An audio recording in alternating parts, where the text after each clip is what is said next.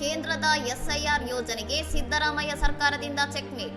ಮತದಾರರ ಪಟ್ಟಿ ರಕ್ಷಣೆಗೆ ಹೊಸ ಕಾರ್ಯತಂತ್ರ.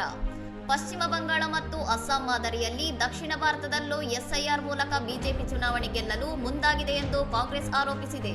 ಪಶ್ಚಿಮ ಬಂಗಾಳ ಮತ್ತು ಬಿಹಾರದಲ್ಲಿ ಎಸ್ಐಆರ್ ಪ್ರಕ್ರಿಯೆಯ ಮೂಲಕ ಲಕ್ಷಾಂತರ ಮತದಾರರನ್ನು ಪಟ್ಟಿಯಿಂದ ಕೈಬಿಡಲಾಗಿದೆ ಎಂಬ ಆತಂಕದ ಹಿನ್ನೆಲೆಯಲ್ಲಿ ಮುಖ್ಯಮಂತ್ರಿ ಸಿದ್ದರಾಮಯ್ಯವರು ಪ್ರಗತಿಪರ ಸಂಘಟನೆಗಳೊಂದಿಗೆ ಶುಕ್ರವಾರ ಸಭೆ ನಡೆಸಿದ್ದಾರೆ.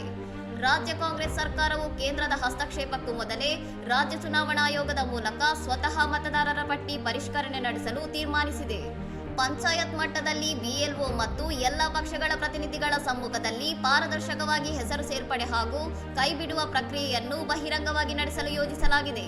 ಈ ಪಾರದರ್ಶಕ ಪ್ರಕ್ರಿಯೆಗೆ ಸುಗ್ರೀವಾಜ್ಞೆ ಮೂಲಕ ಕಾನೂನು ಬಲ ನೀಡಿ ಬಿಜೆಪಿ ವಿರೋಧಿ ಮತ ಬ್ಯಾಂಕ್ಗೆ ಧಕ್ಕೆಯಾಗದಂತೆ ಎಚ್ಚರಿಕೆ ವಹಿಸಲು ರಾಜ್ಯ ಸರ್ಕಾರ ಮುಂದಾಗಿದ್ದು, ಇದು ಕೇಂದ್ರ ಸರ್ಕಾರಕ್ಕೆ ಆಘಾತ ತಂದಿದೆ. ಇನ್ನಷ್ಟು ಸುದ್ದಿಗಳಿಗಾಗಿ ನೋಡ್ತಾ ಇರಿ ಸೌರಂ ಟಿವಿ.